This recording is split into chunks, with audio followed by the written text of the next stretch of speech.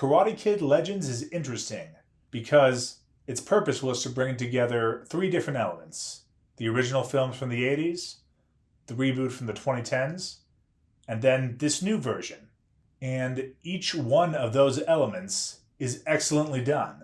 But in mashing them all together, they've accidentally created a world that changes logic on a dime and is impossible to follow or take seriously.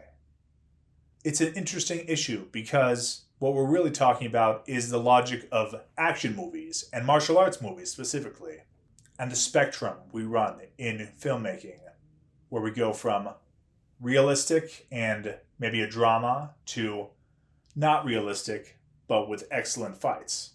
The original Karate Kid was closer to the first.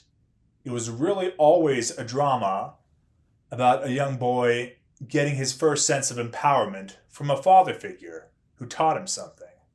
It just happened to be that martial arts was that medium. The key point in the climax and the key point in the following films was not about, oh, how can I be better? It was, I want to do this because I want to have a sense of power in my life with the people I care about. And the fight choreography was prioritized thusly. It looked good, and it had some decent performers, but it wasn't meant to be cutting edge. And that worked great. The 2010 film decided to have its cake and eat it too, by also having a compelling drama, but also massively upgrading the martial arts through the hiring of Jackie Chan and a very competent martial arts team. And it succeeded. People are likely to have forgotten the details of the 2010 Karate Kid. Most often it's remembered for being confusing because it's really kung fu that's being learned. But anyone who actually goes and watches it will admit it's a very good film, and it succeeds spectacularly. And there is tons of meat left on the bone of this premise. In a sense, it's timeless. Young man gaining a sense of power is basically the hero's journey, and gaining it through fighting is 40% of all media generated at children.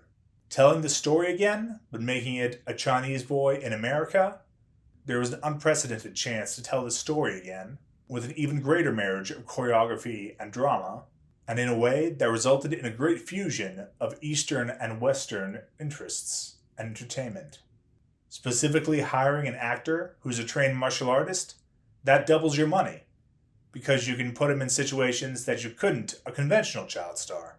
But the film fails, and while there are many reasons why it failed, the biggest is a failure to merge and mature those approaches, failing to succeed at both drama and choreography, and then to evolve them in a way that feels contemporary and believable. The paradigm of karate as a philosophy made sense when it was just one Asian guy in the 80s in California.